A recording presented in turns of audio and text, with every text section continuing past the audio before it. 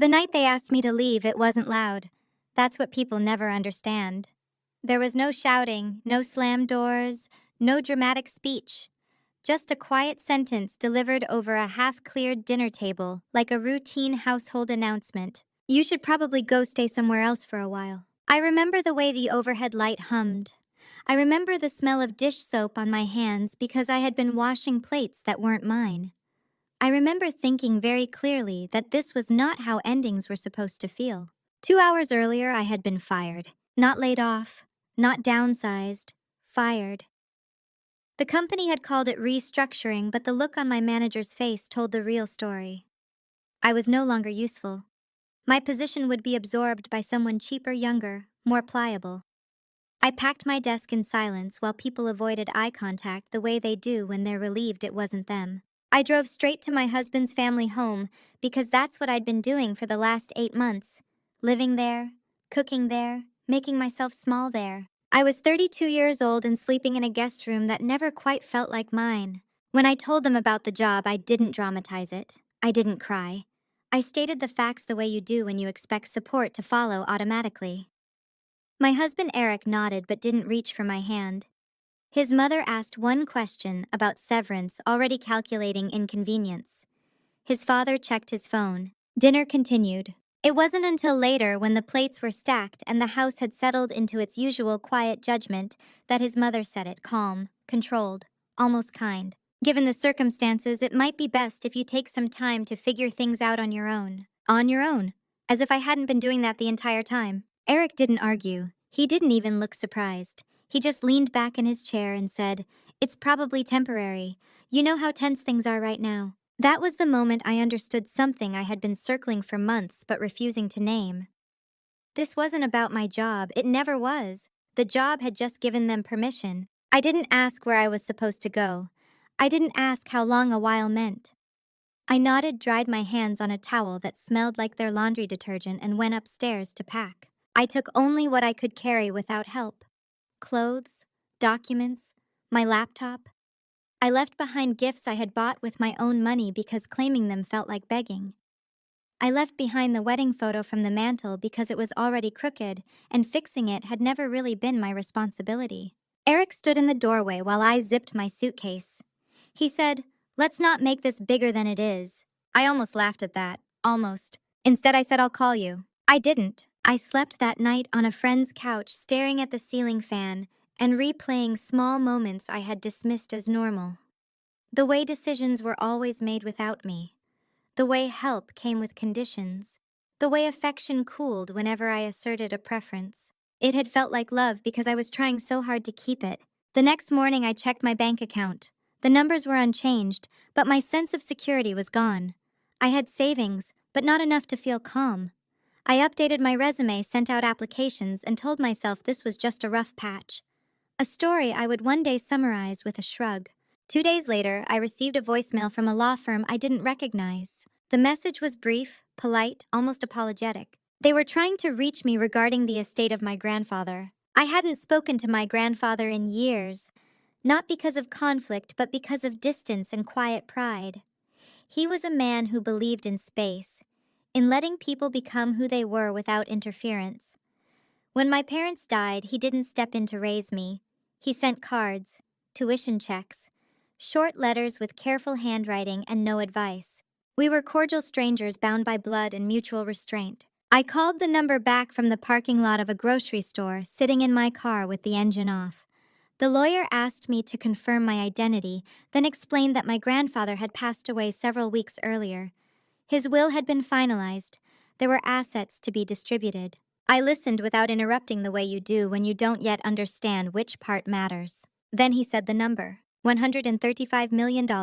Not in a trust controlled by others, not conditional, not delayed, direct inheritance. I said nothing for so long he asked if I was still there. I was. I just needed to feel the steering wheel under my hands to confirm I hadn't left my body. I thanked him. I asked about next steps. I scheduled a meeting. I hung up. Then I sat there and didn't cry. What I felt wasn't joy, it was clarity. I did not tell anyone. Not my friend whose couch I was sleeping on. Not Eric. Not his family. Not because I was scheming, but because something in me had finally gone quiet. The part that rushed to explain, to justify, to be transparent in hopes of being treated gently. I went about my days as if nothing had changed. I applied for jobs. I cooked simple meals. I avoided social media. I let Eric's unanswered texts stack up without responding. Each one was vague. "How are you?" "We should talk." Mom's worried. Of course she was. 2 weeks passed. On the 14th day, Eric called. Not texted, called. His voice was different, lighter, careful in a way it hadn't been for months. "Hey," he said, "can we meet? There's something we need to discuss." I agreed to coffee. I arrived early and sat where I could see the door. When he walked in, he smiled like someone approaching a negotiation, not a reunion. He hugged me a beat too long, as if testing whether the space between us still existed. After we ordered, he leaned forward and said, "So, there's been some news." I watched his face as he spoke, recognizing the signs I had ignored for years.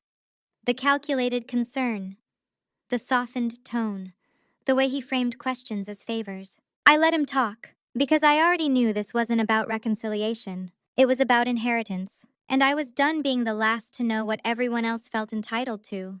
That realization settled in me like a locked door. Calm. Final. This wasn't the end of my story. It was the first moment I had leverage, and I intended to use it. Eric didn't say the number out loud at first. He circled it the way people do when they're trying to see how much you already know. "There's been some information going around," he said, stirring his coffee even though he hadn't added sugar. "About your grandfather." I kept my face neutral. I had learned that skill young.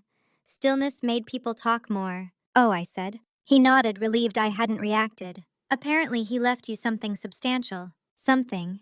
As if it were a watch, a piece of furniture, not a fortune large enough to change the shape of several lives. "I see," I said. Eric leaned back, studying me. "I just wanted to hear it from you directly." That was my cue. The old version of me would have filled the silence, explained, clarified, assured him that nothing would change between us. Instead, I took a sip of my coffee and said, "What exactly have you heard?" He hesitated. That told me everything. The information hadn't come from concern. It had come from somewhere official. A lawyer. A filing. A whisper that traveled faster than sympathy ever had. "People are saying it's a lot," he said carefully. "Enough that we should probably talk about next steps. Together." Together. The word landed between us like an object placed deliberately on the table. I thought back to the night I packed my suitcase, to how quickly we had turned into "you should go." "What next steps?" I asked. "Well," he said, lowering his voice, "obviously this affects our marriage, our future. My parents are worried about you being alone through all this. They feel terrible about how things ended." That almost made me smile. Almost. "They do?" I asked. "Of course," he said quickly. Emotions were high, everyone was under stress. Losing your job, the uncertainty. It just wasn't the right environment. I nodded slowly, as if considering this new version of events. The truth was simpler. I had lost my usefulness, and with it my place at the table. Eric reached across and touched my wrist. The gesture was familiar, rehearsed. "We can move past this," he said. "Come home. Let's reset. Home." He meant his parents' house. The one I had been asked to leave quietly, politely, efficiently. "I'm fine where I am," I said. He frowned. "You're sleeping on a couch." "Yes, that's not sustainable." "Neither was being tolerated," I said just as calmly. He withdrew his hand. There it was. The first crack. Not anger. Discomfort. He wasn't used to resistance. Not from me. "I think you're reading too much into it," he said. "My mother was just trying to protect the family." I looked at him, then really looked. The way he said family singular, exclusive. "And I wasn't family?" I asked. He didn't answer right away. That pause told me more than any argument could have. "I'm just saying," he began, "now that circumstances have changed, there's room to revisit things." Circumstances, not behavior, not accountability. Money had shifted the tone, and suddenly there was room. I finished my coffee and set the cup down gently. "I don't think you understand," I said. "Nothing has changed." His eyebrows lifted. "You don't think an inheritance like that changes things?" "For me," I said, "it clarifies them." He opened his mouth, then closed it.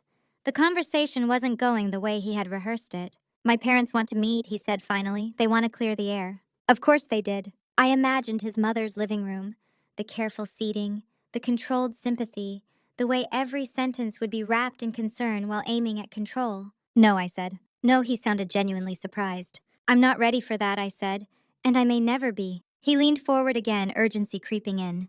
You're making a mistake. This kind of money, you don't navigate it alone. I thought of my grandfather, of his letters, of the way he had lived quietly, deliberately, without asking permission. I won't be alone, I said. I'll have professionals. That word shifted something in him. Professionals meant lawyers, boundaries, things he couldn't charm his way through. You're shutting us out, he said. I held his gaze. You shut me out first. We sat there in silence, the sounds of the cafe filling the space between us. Cups clinking, a barista calling names. Ordinary life continuing indifferent to our private reckoning. Eric stood abruptly. I need to go, he said. But think about what I said. I am, I replied. He left without hugging me this time. That afternoon I made 3 calls. The first was to the law firm. I confirmed my appointment and asked for referrals. Estate attorney, financial advisor, tax specialist. I wrote names down carefully the way you do when you're building something instead of reacting. The second call was to a storage facility. I needed a place for my things that didn't belong to anyone else. The third call was harder. I dialed Eric's number, waited for it to ring, then hung up before he could answer. It wasn't punishment, it was clarity. That evening my phone lit up with messages. His mother, his father, even his sister who had barely spoken to me in years. They all sounded the same, concerned, confused, eager to reconnect. I didn't respond. Instead, I opened my laptop and started a new document. I titled it simply Decisions. I listed what I would do next. Secure representation. Separate finances. Change passwords. Update mailing addresses. Document interactions. This wasn't revenge, not yet. It was preparation. Before going to bed, I found one of my grandfather's old letters tucked inside a book I'd brought with me. I hadn't noticed it before. There was a single sentence underlined in faded ink. Independence is quieter than people expect, but it lasts longer. I slept better that night than I had in months, because for the first time I wasn't waiting to be chosen back. I was choosing myself, and I had a feeling they were only just beginning to realize what they had lost.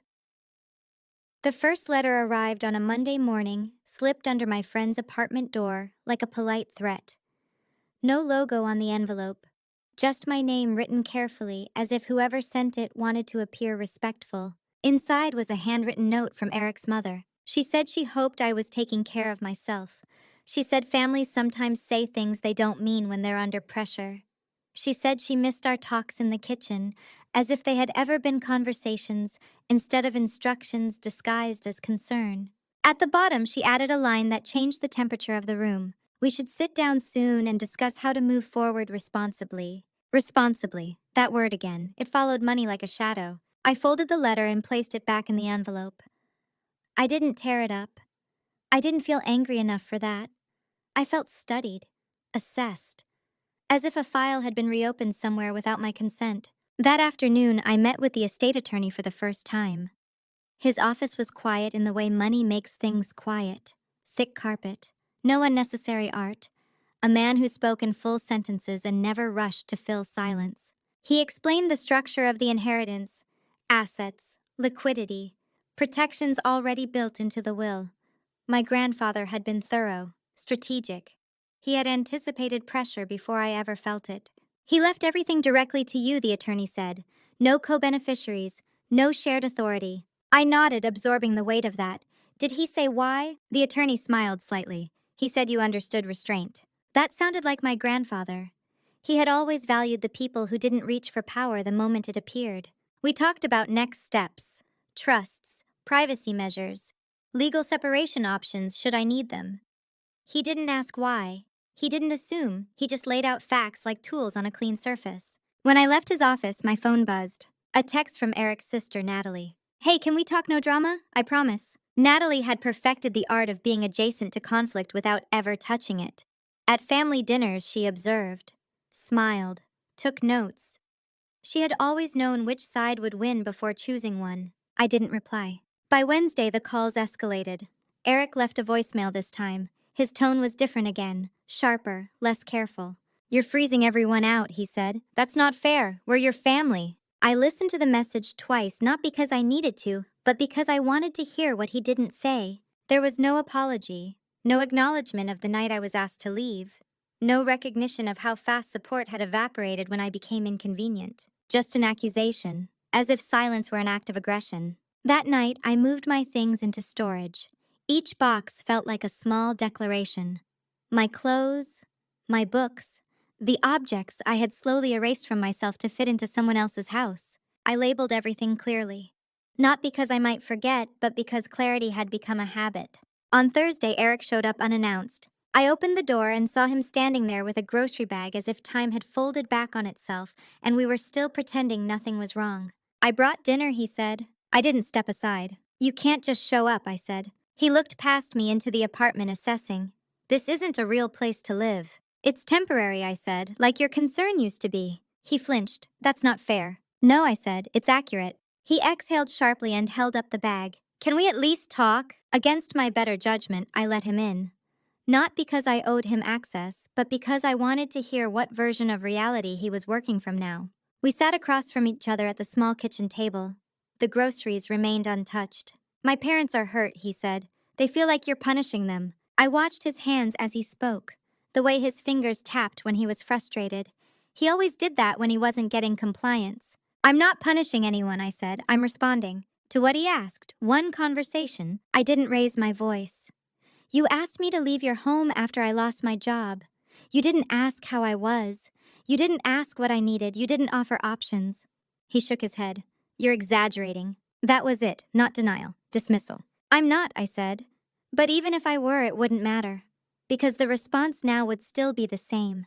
He leaned forward. "You're letting this money change you." I looked at him, really looked, and saw the truth with a clarity that surprised me. "No," I said. "It's letting me see you." Silence stretched between us. Finally, he said, "My father thinks we should protect the assets. Make sure they stay within the family." I smiled then, not because it was funny, but because it was inevitable. "Which family?" I asked. He didn't answer. I stood and opened the door. "You need to leave." He hesitated. "This doesn't have to get ugly." "It already did," I said. I just stopped pretending it hadn't. After he left, I locked the door and leaned against it, not in despair but in resolve. The next morning, I filed paperwork I never thought I'd need. Legal separation. Not as a dramatic statement, but as a practical one, a boundary made official. I sent one final message to Eric. "I need space. All communication should go through my attorney." I blocked his number after that. By the end of the week, the tone shifted again. No more warmth, no more concern. Now it was urgency. They were losing access. And for the first time since all this began, I felt something close to power.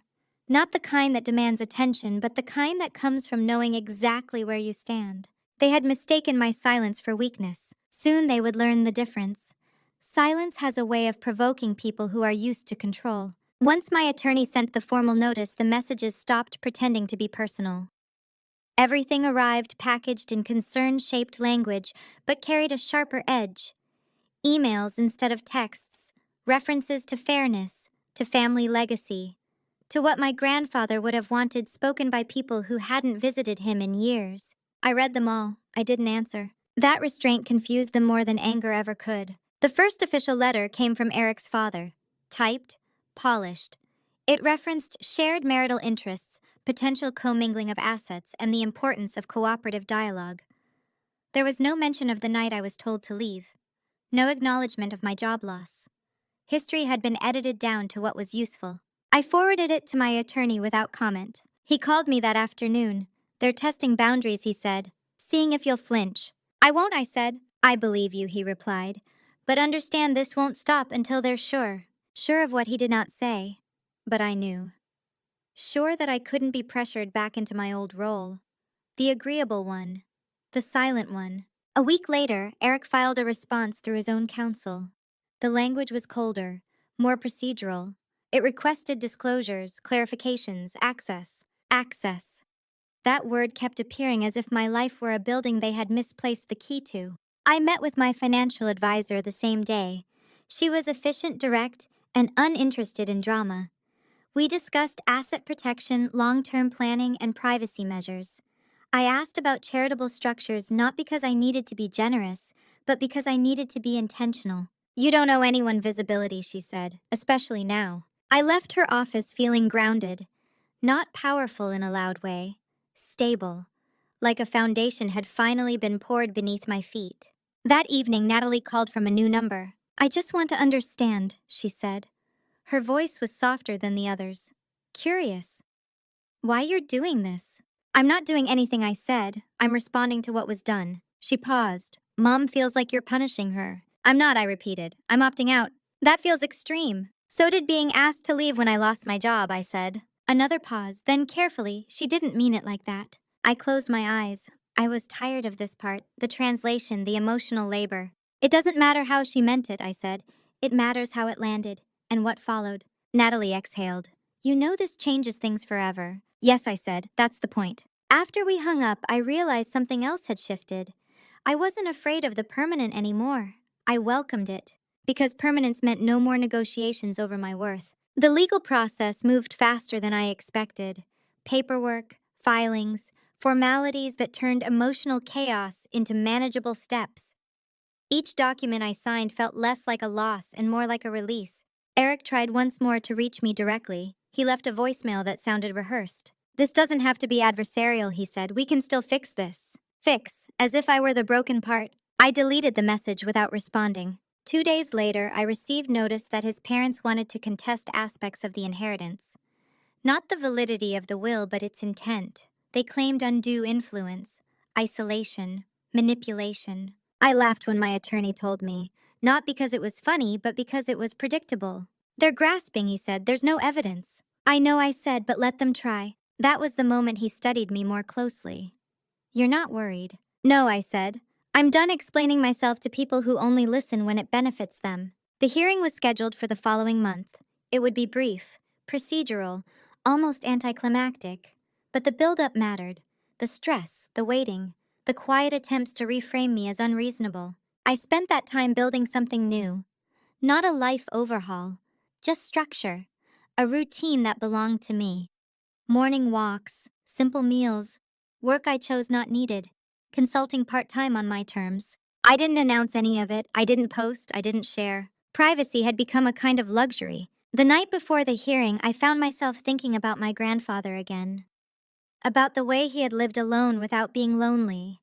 How he had trusted me with something enormous without instruction. He had seen this coming. Not the specifics, but the pattern. He had known what money would reveal. At the courthouse, Eric avoided my eyes. His parents sat rigidly, faces composed, as if indignation were a formal posture. Their lawyer spoke about fairness, about shared futures, about expectations. When it was my turn, my attorney spoke calmly. He referenced dates, documents, clear intent. He didn't mention feelings. He didn't need to. The judge listened, asked a few questions, then ruled swiftly. The will stood as written. No appeal. The room emptied faster than it had filled. There was no dramatic reaction, just a quiet collapse of a plan that had never been mine. As I walked out, Eric's mother looked at me with something close to disbelief. Not anger, not sorrow, loss of control. That was when I understood the real shift. The revenge wasn't in humiliation or punishment. It was in refusal. In not stepping back into the role they had prepared for me. I left the building alone. The air felt different. Lighter. For the first time since all of this began, I wasn't reacting. I was directing, and they could feel it slipping away. After the hearing, the world didn't end. That surprised me more than anything else. No dramatic fallout, no public spectacle, just a quiet recalibration like a machine powering down after being forced to run beyond its limits.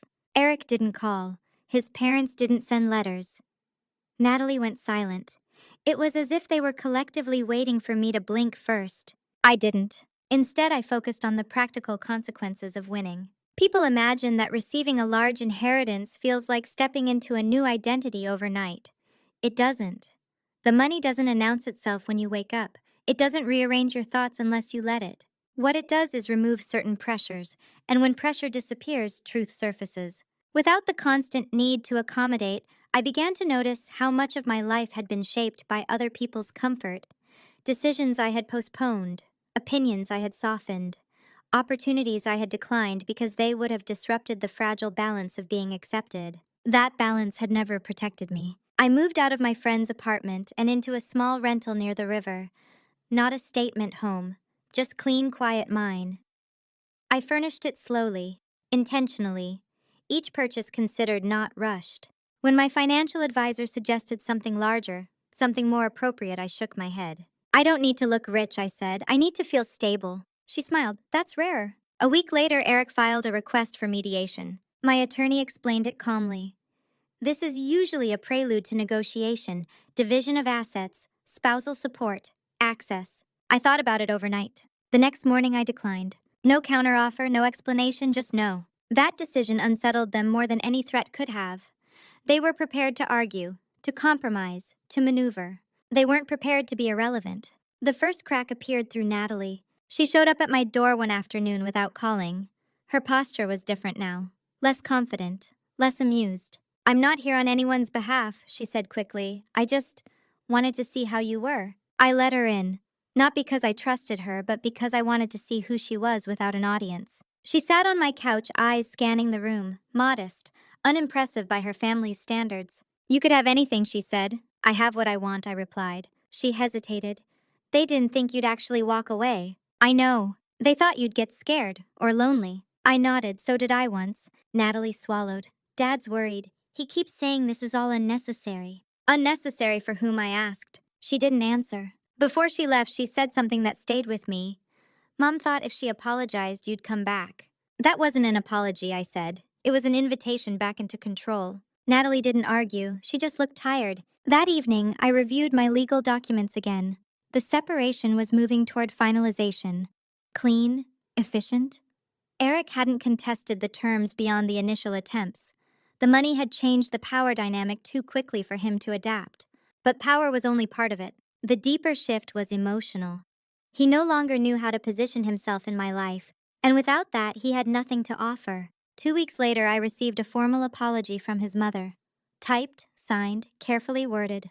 It acknowledged miscommunication, expressed regret, offered reconciliation. It did not acknowledge harm. I read it once and filed it away, not for leverage, for record. That night, I made a decision I had been circling since the courthouse. I would not return to the marriage, not out of spite, not as punishment, because returning would require me to pretend the past hadn't taught me anything. I instructed my attorney to proceed. The papers were served quietly, no confrontation, no scene. Eric sent one last message through counsel asking for a meeting. Closure, he called it. I declined that too. Closure is something you give yourself when the other party has already shown you who they are. On a walk along the river the next morning, I stopped and watched the water move past me.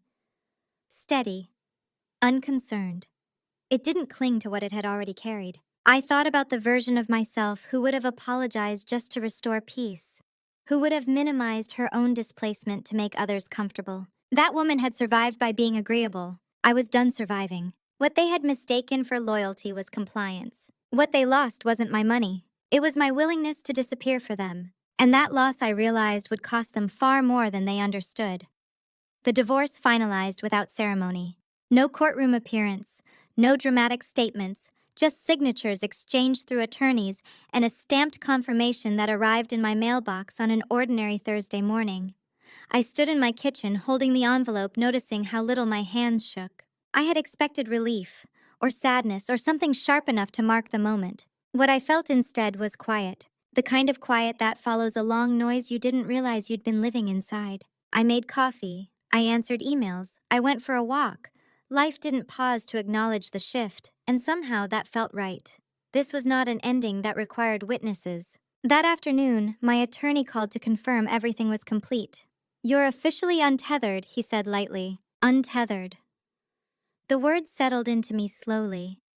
I hadn't realized how much energy it took to stay attached to people who kept pulling you off balance. The calls from Eric's family stopped entirely after that. No more letters. No more attempts at reconciliation. Their silence wasn't acceptance. It was recalculation. They had lost their leverage, and without it, there was nothing to say. That should have been the end of it. But families like theirs don't dissolve cleanly. They retreat. They wait. They look for alternate entries. Mine came through Thanksgiving. I had forgotten how symbolic holidays were until I stopped being invited to them. In previous years, Thanksgiving had been a performance. Assigned roles, controlled conversations, gratitude curated to avoid discomfort. This year, I spent it alone by choice. I roasted a small chicken. I opened a bottle of wine I liked. I ate slowly without rushing through the meal to clear dishes that weren't mine. Halfway through dessert, my phone rang. Unknown number. I let it ring once, twice. Something told me not to ignore it. It was Eric's father. "I know you didn't expect to hear from me," he said. His voice carried that same calm authority he used in boardrooms and family meetings. But I thought it was time we spoke directly. "I don't agree," I said, "but you have 30 seconds. He paused, surprised, then continued.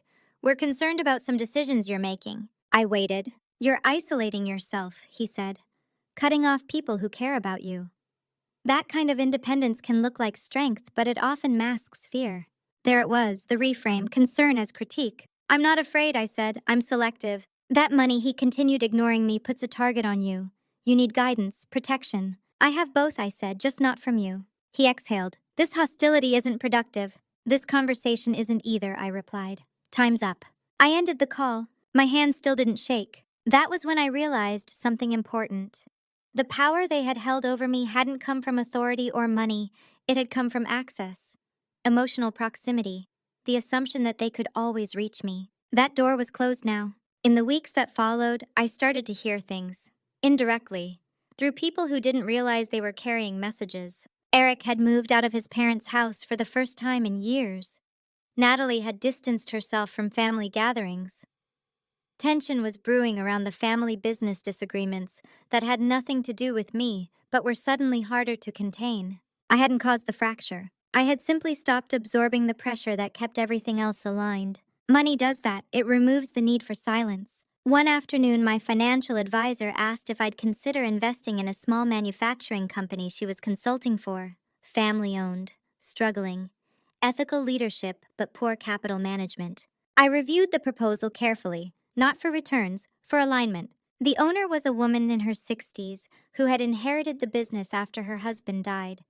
She had been pushed aside by male relatives who assumed she'd sell. I saw myself in her paperwork, the subtle exclusions, the assumptions. I agreed to invest quietly. No press, no announcement. A month later, the company stabilized. Jobs were saved. Control stayed where it belonged. That was the first time I felt something like satisfaction. Not triumph, not revenge. Impact. Around the same time, Eric sent a message through his attorney, asking if I'd consider selling my interest in a small property we'd once discussed buying together, an idea he had dismissed as impractical when I suggested it. I owned it now, fully, independently. I declined the sale and kept the property, not because it mattered financially, because it mattered symbolically. Each decision became a small act of reclamation, not from them, but from the version of myself that had waited for permission. Late one evening, as winter settled in, I sat on my couch, scrolling through old photos on my phone.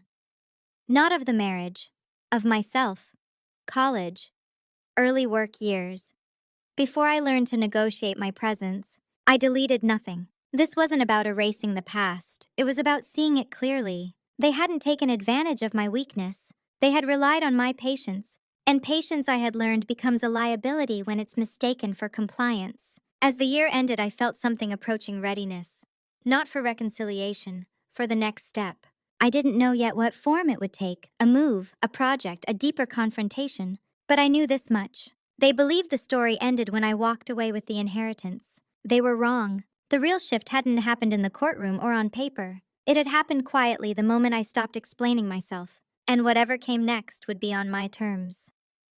The first time I saw Eric again after the divorce, it wasn't planned. That's how these moments always seem to happen. Not in carefully scheduled confrontations, but in ordinary places where defenses are down. I was leaving a pharmacy on a gray Tuesday afternoon receipt folded in my coat pocket when I noticed him standing by his car across the street. He looked thinner. Not fragile, just unsettled, like someone who had lost the structure he leaned against without realizing it. For a brief second, I considered turning the other way. Then I realized I didn't need to. He noticed me and froze. The hesitation was mutual but short-lived. He crossed the street with the same determined walk he used to have when he thought he could still change the outcome of a conversation. "Hey," he said. "Eric," I replied. No tension, no warmth, just recognition. "You look," well, he said as if surprised. "I am," I said. He nodded, eyes moving over me, searching for signs. Anger, regret, vulnerability. Something that would tell him where he stood. He didn't find it. "I didn't think I'd run into you like this," he said. "Neither did I replied. We stood there awkwardly while cars passed behind him. The space between us felt intentional now, like a boundary drawn without effort. I wanted to talk to you, he said finally, not through lawyers. I know, I said, and I didn't. He swallowed. I just think things got out of hand. They didn't, I said. They came into focus. He frowned as if that distinction frustrated him. You didn't have to shut everyone out. I didn't shut everyone out, I said. I stepped away from people who only valued me when I was convenient. That's not fair, he said automatically. I watched the words leave his mouth and felt nothing. No urge to argue. No impulse to defend my version of events. Fairness was never the issue, I said. Control was. His jaw tightened. You think my family controlled you? I know they did, I said, and I let them. That admission seemed to disarm him more than accusation ever could have. You didn't even try to work it out, he said. I met his eyes. I did, for years. You just didn't notice because it didn't cost you anything. Silence settled between us, not heavy, just final. I didn't recognize you at the hearing, he said quietly. You were different. I wasn't, I said. You were. He looked down at the pavement. My parents are struggling. I'm sure they are. They feel like you took something from them. I almost smiled. I took myself back. He looked up sharply as if that answer hadn't occurred to him. I never wanted to hurt you, he said. I know, I replied. You just didn't mind benefiting from it. That landed. He nodded, slowly accepting something he couldn't change. I guess this is it then. Yes, I said. There was no goodbye hug. No promise to keep in touch. Just two people acknowledging that whatever they had once shared no longer existed in a usable form. I walked away without looking back. That night I slept deeply, not because the encounter had resolved anything, but because it confirmed something I had already known. I didn't miss him. I missed the version of myself I thought I was becoming with him. And she was gone now. In the weeks that followed, my life continued to widen in small, deliberate ways. I joined a local advisory board for women-owned businesses, not as a benefactor, but as a participant. I listened more than I spoke. I learned where my experience could be useful without being intrusive. I also began the process of selling the river rental and moving closer to the city, not into excess, into access, to culture, to anonymity. The new place was still modest, but it faced east and the mornings were bright. One afternoon, as I reviewed paperwork with my attorney, he mentioned something casually. You should know, he said, your former in-laws have been experiencing some internal issues. Their company is under review. Leadership disputes. I nodded. I assumed as much. He raised an eyebrow. You're not curious. I am, I said, but I'm not involved. That was true. I hadn't interfered. I hadn't invested. I hadn't spoken to anyone connected to them, but I had removed myself. And sometimes removal is enough. Families built on unspoken hierarchies rely on silence to function. When one person stops absorbing imbalance, it doesn't disappear. It shifts. And when there's nowhere left for it to go, it surfaces. Natalie emailed me late one night. I don't know if you'll read this. I just wanted to say I see things differently now. I didn't realize how much we asked you to carry. I stared at the message for a long time before responding. Thank you for saying that. I hope you carry less now too. She replied with a single line. I'm trying. That was enough. As winter gave way to early spring, I felt something else take shape. Not ambition, purpose. I didn't want revenge in the dramatic sense. I didn't want apologies or public acknowledgement. I wanted distance, autonomy, the ability to choose without asking how it would be received. And I had it. One evening, as I reviewed my calendar, I realized something that made me pause. For the first time in my adult life, every obligation on it was self-selected. No family dinners out of duty. No compromises disguised as love. No emotional labor performed to maintain access to shelter or approval. Just choices. That realization felt more radical than the inheritance ever had. Money had given me options. Boundaries had given me freedom. And freedom, I was learning, wasn't loud or triumphant. It was quiet, steady, uninterested in applause. The people who once believed they owned my compliance were now dealing with the consequences of their assumptions. I wasn't watching. I didn't need to. Because the real revenge wasn't what they lost when I left. It was what I gained by never going back. Power doesn't announce itself when it returns. It tests the room first. I noticed it in small interactions. The way people listened when I spoke, not because of who I had been married to, but because I no longer spoke to be agreeable. The way meetings ended on my terms. The way silence no longer made me uncomfortable. The inheritance had settled into its place in my life like a piece of furniture you stop noticing because it finally fits. It wasn't the center, it was the floor, stable, unmoving. That was when the invitation arrived. It came from a nonprofit advisory council I had quietly supported through one of my investments. Women led, mid sized, focused on employment training for adults who had been pushed out of traditional career paths. Their chair was stepping down. They wanted to know if I would consider the role. I read the email twice before answering. Yes, I wrote, I'd like to talk. The meeting was scheduled for the following week. No press, no announcement, just a conference room with mismatched chairs and a group of women who spoke plainly about what worked and what didn't. They didn't flatter me. They didn't apologize for asking questions. They wanted competence, not access. I said yes. That decision marked a shift I hadn't anticipated. Not in visibility, but in posture. I was no longer reacting to what had been taken from me. I was building something that did not require their approval or acknowledgement. It didn't take long for word to travel. 2 days after the council meeting, my attorney forwarded me an email marked urgent. Eric's parents had filed a motion related to the family business, not against me, adjacent to me. They were claiming that Eric's marital dissolution had caused reputational harm, that his instability had been exacerbated by external financial pressures.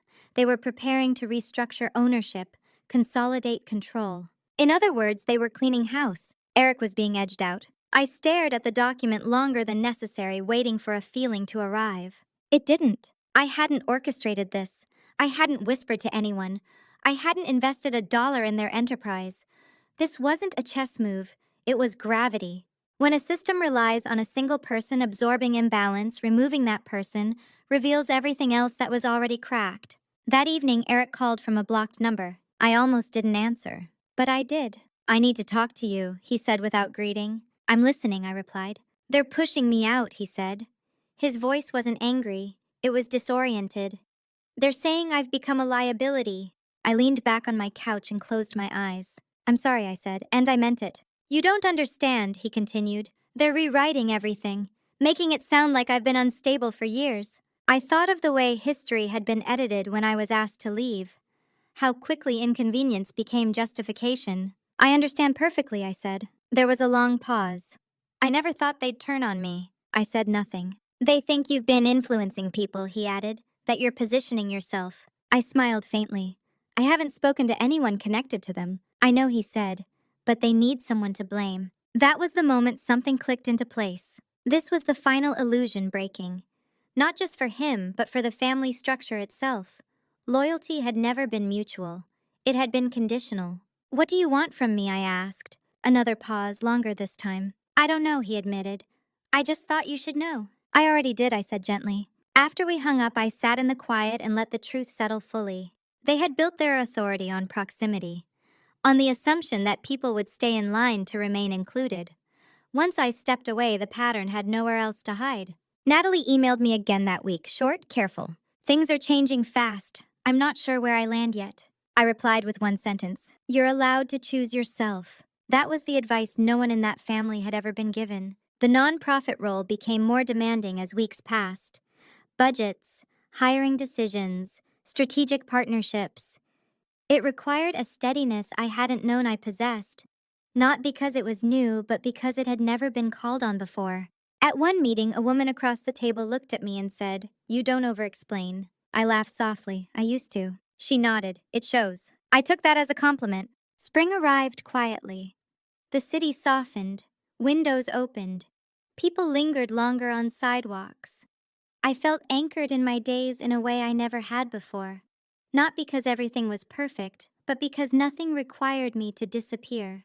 Then came the envelope. No return address. Thick paper. Inside was a single-page letter from Eric's mother. It was not an apology. It was an accusation. She wrote that I had destabilized her family, that my refusal to reconcile had fractured their unity, that my silence had been cruel, that I had used money to assert dominance. She ended with a sentence meant to wound. You could have been part of something lasting. I read it once, twice. Then I folded it carefully and placed it in the same file as the others. The truth was, I had been part of something lasting. Control, manipulation, conditional belonging. I had just chosen not to inherit it. That night, I drafted a document of my own, not a letter, a plan. It outlined the next phase of my involvement with the nonprofit: expansion goals, transparency measures, long term leadership succession, structures designed to prevent exactly the kind of concentration of power I had escaped. This was not charity, it was architecture. As I saved the file, I felt something settle into certainty. They believed revenge would look like retaliation,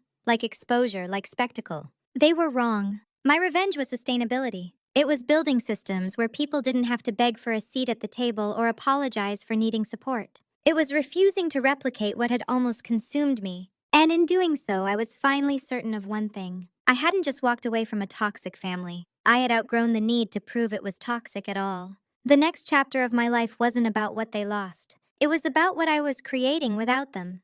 Success changes the way people remember you. Not the people who truly knew you, but the ones who benefited from misunderstanding you. They begin to revise the past, quietly smoothing over their own actions, reframing yours as inevitable. I noticed it first in the way my name started appearing in conversations I wasn't part of. A former colleague reached out to congratulate me on my new role, as if it had been obvious all along that I would land somewhere influential. A distant relative sent a message saying my grandfather would be proud, as if they had ever asked what our relationship was like. Even Eric's family began to speak about me differently. Not kindly, carefully. The narrative shifted from I had abandoned them to I had always been independent. From I had been difficult to I had simply outgrown the family dynamic. It was a softer story, one that allowed them to save face. I let them have it. Reputation management is exhausting work. I had no interest in correcting people who were no longer entitled to my version of events. The nonprofit expanded faster than expected. Grants came through, partnerships solidified. We opened 2 new training programs before summer. I spent long days in meetings that mattered not because they fed my ego, but because they fed something steadier. Responsibility when chosen freely feels different. One afternoon, after a particularly dense budget review, I stepped outside to clear my head. My phone buzzed with a notification from my attorney. Subject line: potential conflict of interest. I called him immediately. The family business, he said. They're in trouble. Regulatory scrutiny, internal disputes. They're looking for outside capital. I already knew where this was going. They approached your advisory firm, he continued. Indirectly. They don't know you're connected. I leaned against the building and watched pedestrians move past me. What kind of capital? Stabilization, governance, restructuring, someone to step in quietly and clean things up. In other words, a lifeline. I thanked him and hung up without giving an answer. That night I didn't sleep. Not because I was tempted, but because I understood the weight of the choice in front of me. This wasn't revenge as reaction. This was power as architecture. The kind of decision that defines not just outcomes, but identity. If I did nothing, the business would fracture under its own unresolved hierarchies. Eric's parents would lose control slowly publicly. Eric would be sidelined entirely. The fallout would be messy. If I stepped in quietly, anonymously, I could stabilize the structure, protect employees, reshape governance. And if I chose remove myself completely from the narrative, I wasn't obligated to help them, but I was in a position to decide how much damage occurred around them. By morning, I had my answer. I met with my financial advisor and attorney together. I laid out the conditions. No public association, no family access, no personal communication, governance overhaul mandatory, independent oversight. Eric removed from any leadership role. His parents transitioned to advisory positions only. This was not punishment. It was containment. If they refuse, my advisor asked, then we walk away, I said cleanly. They didn't refuse. Of course they didn't. When the deal was finalized, my name didn't appear anywhere. A holding entity managed the investment. A professional board replaced family authority. Employees were informed of changes without gossip or spectacle. The family felt the shift immediately. Control slipped from their hands without a face to blame. Eric called me 2 weeks later. I heard rumors, he said, about an investor. I'm not discussing it, I replied. He hesitated. Is it you? I didn't answer. That was answer enough. They'll never forgive you, he said. I'm not asking them to, I replied. I'm asking them to operate responsibly. They think this is revenge. I considered that. They're entitled to their interpretation. Silence. Why, he asked finally. Why help at all? I thought about that for a moment. Because the people who work there didn't choose your family dynamics, I said. And because I can intervene without becoming entangled. You're different now, he said. No, I replied, I'm unburdened. After the call, I felt the last thread connecting me to that family loosen. This was the final pivot. The moment where my power moved from defensive to deliberate. Where I stopped measuring decisions against what had been done to me and started measuring them against what I wanted to stand for. I hadn't rescued them. I had redesigned the environment that allowed them to harm others. That distinction mattered. In the months that followed, the business stabilized. Leadership disputes quieted. Eric faded from relevance within the company. His parents adjusted to advisory roles with visible discomfort.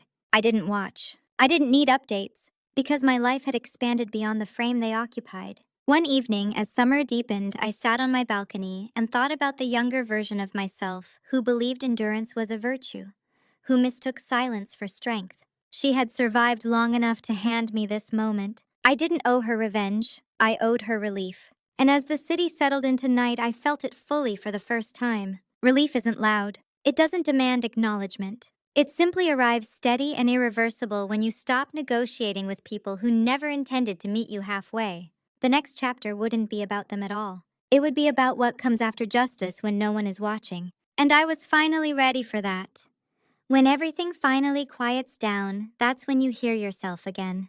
For months, my life had been defined by decisions, boundaries, consequences, necessary work, important work, but work all the same.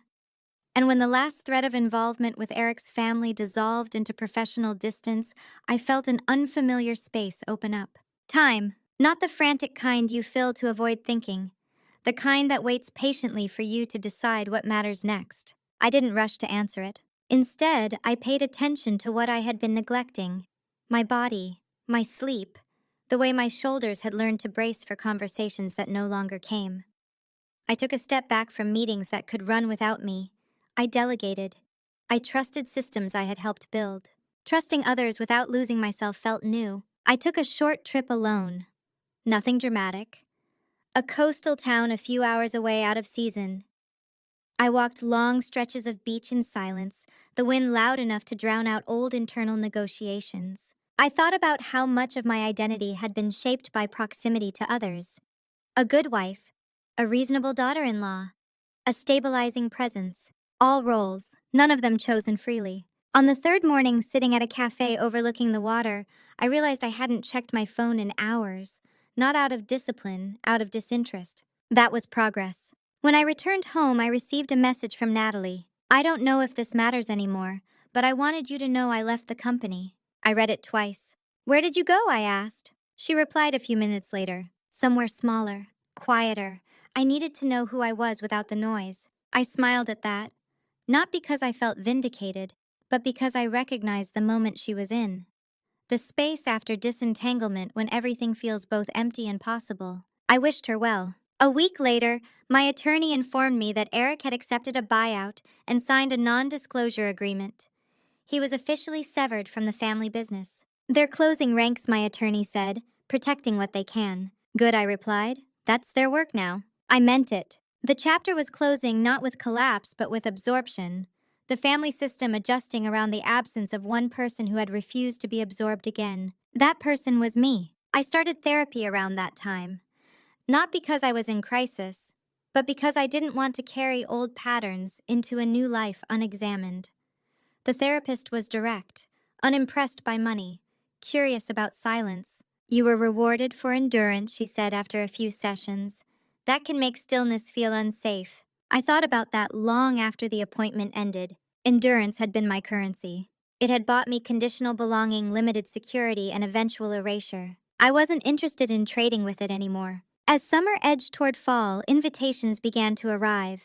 Panels, fundraisers, advisory boards. People curious about my perspective, my story. I declined most of them. Not because I was hiding, but because I had nothing to prove. I accepted one speaking engagement, small and private. A room of women in their 40s and 50s, many of whom had built lives around compromise they never named. I didn't tell my story in detail. I didn't mention names or numbers. I said one thing that seemed to land. Independence doesn't start when someone gives you permission. It starts when you stop asking for it. Afterward, a woman approached me. She looked like she'd been carrying something heavy for a long time. I thought I was being kind, she said, but I was just being compliant. I nodded, so was I. That was the moment I understood something else. My story wasn't exceptional because of the inheritance. It was recognizable because of the pattern, because so many women had been trained to equate love with endurance, loyalty with silence. I hadn't escaped because I was special. I had escaped because the circumstances finally allowed me to see clearly. The money had accelerated the lesson, it hadn't created it. On a quiet Sunday evening, I went through old files and found the first document I had titled Decisions. The list was short now. Most items had been resolved. At the bottom, I added one more: live without negotiating my worth. I closed the file and shut down my computer. The past no longer felt like something I needed to revisit for validation. It was a reference point, not a residence. The next chapter wouldn't require defense or explanation. It would require presence, and I was ready to give myself that fully without apology. The year turned without ceremony. No countdown, no resolutions, just a quiet shift in light and temperature that reminded me time moves forward whether or not you mark it. I had learned to appreciate that kind of movement. By January, my life had settled into a rhythm that felt earned rather than imposed. Mornings began without urgency. Work filled my days, but it no longer consumed my identity. Decisions were made deliberately, not defensively. I noticed how rarely I felt the need to explain myself. That absence felt like freedom. The nonprofit finalized its long-term expansion plan, and for the first time, I stepped back from operational oversight. Not out of disinterest, but out of trust. Systems held when people were chosen for competence instead of loyalty. That lesson stayed with me. One afternoon, my attorney called with an update he framed as informational rather than urgent. Your former in-laws have settled their internal disputes, he said. The business is stable. They've adjusted to the new governance structure. Good, I said. There's one more thing, he added. They asked if you'd consider a formal acknowledgement, nothing public, just closure. I leaned back in my chair and looked out the window. What kind of acknowledgement, I asked. A letter, he said, confirming there's no ill intent, that you're moving on. I considered it carefully. Not because I owed them peace, but because I wanted to be sure my refusal, if I chose it, came from clarity rather than residue. I'm already moving on, I said. They'll have to do the same without my participation. He accepted that without argument. After the call, I felt something subtle but important. I wasn't angry anymore. Anger had been useful in the early days. It had sharpened my boundaries and protected me from second-guessing myself. But anger is a transitional emotion. It's meant to be passed through, not housed. What replaced it was something quieter. Detachment. Not coldness, not indifference, just the absence of emotional obligation. I didn't wish them harm.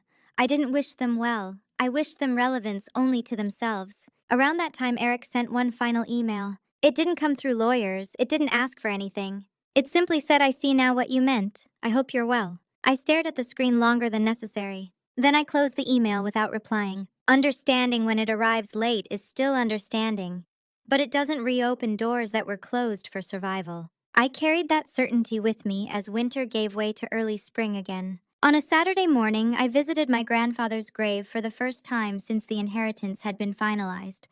Not out of obligation, out of readiness. The cemetery was quiet, the kind of quiet that doesn't demand reflection but allows it. I stood there for a long time without speaking. When I finally did, it wasn't gratitude, not exactly. It was acknowledgement. You knew, I said softly, and you trusted me to learn the rest. I didn't cry. I felt steady. Later that week, I reviewed my estate plans with the same attorney who had handled my grandfather's. I made choices that reflected who I had become, not who I had been expected to remain. No automatic access, no assumptions, clear instructions. Power without clarity is just another form of control. As the months passed, I noticed something else changing. People around me began to treat me differently. Not cautiously, respectfully. They asked before assuming. They listened instead of projecting. Not because I demanded it, but because I modeled it. The absence of over-explanation creates space for others to rise or fall on their own behavior. One evening at a small dinner with friends, someone asked if I ever regretted how things ended. I didn't answer immediately. Regret implies a desire to return to a previous state, to undo knowledge. I regret staying as long as I did, I said finally, not leaving. No one argued. That was the moment I realized the story had fully shifted. Not in public perception, but in my internal narrative. I was no longer the woman who had been pushed out. I was the woman who had stepped away and refused to be pulled back. That distinction mattered. As spring deepened, I felt something that had been absent for years. Lightness. Not happiness in the performative sense, not excitement, just an unburdened presence in my own life. I could choose silence without it being a punishment. I could choose solitude without it being loneliness. I could choose connection without fear of obligation. Those choices had been the real inheritance all along. The final chapter wasn't about victory. It was about integration, taking everything I had learned and allowing it to inform how I lived quietly consistently without the need for witnesses. The past had given me contrast. The present gave me agency, and the future no longer felt like something I needed to brace for. It felt like something I could meet on my own terms, fully. I used to think closure was an event, a conversation, an apology, a moment where everyone agreed on what had happened and why it mattered. That belief kept me waiting far longer than it should have. Closure, I learned, is a practice. It's what happens when you stop reopening doors just to see if they might finally lead somewhere different. The final confirmation came quietly, the way most permanent things do. I was reviewing routine paperwork with my attorney when he mentioned almost in passing that Eric's parents had sold their remaining interests and stepped back entirely. Retirement officially framed, exhaustion unofficially acknowledged. The chapter is closed, he said. I nodded. It has been for a while. When I left his office, I didn't feel triumph, I felt release. The kind that doesn't spike or crash.